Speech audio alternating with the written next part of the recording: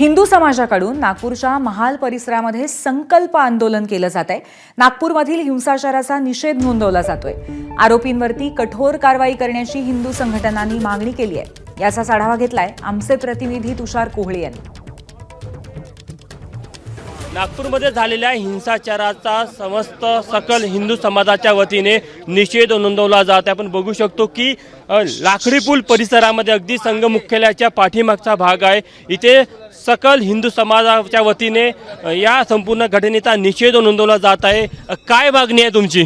हमारा बोलना एक ही है, जो औरंगजेब की औलादे है जिन्होंने ये तांडव किया है उनके ऊपर सख्त से कार्रवाई होना चाहिए।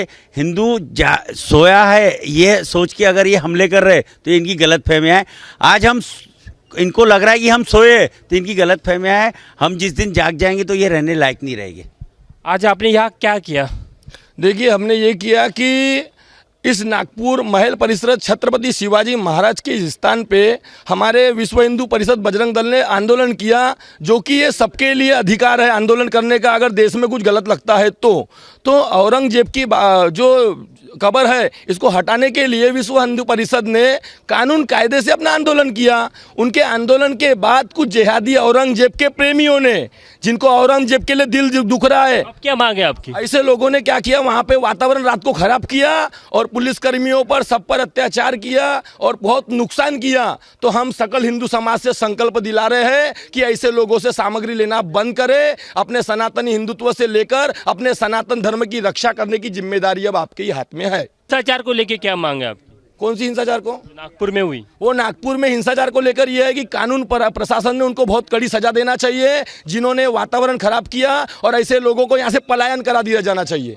आपण बघू शकतो की नागपूरमध्ये जो हिंसाचार झाला त्याचा समस्त हिंदू समाजाच्या वतीने किंवा वेगवेगळ्या हिंदुत्ववादी संघटनाच्या वतीने निषेध नोंदवला जात आहे। आणि महत्त्वाचं म्हणजे की संचारबंदी सुरू असलेल्या भागामध्ये हा निषेध आंदोलन सुरू आहे, त्यामुळे ते देखील एक अत्यंत महत्त्वाचं आहे। सध्या या संघटनांनी इशारा दिला आहे पोलीस प्रशासनाला की लवकरात लवकर दोषींवर कारवाई करावी, अन्यथा पुढील काळामध्ये त्यांच्याकडून देखील तितक्याच तीव्रतेने आंदोलन केलं जाईल।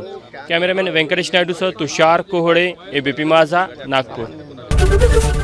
एबीपी माझा, उघडा डोळे बघा नीट।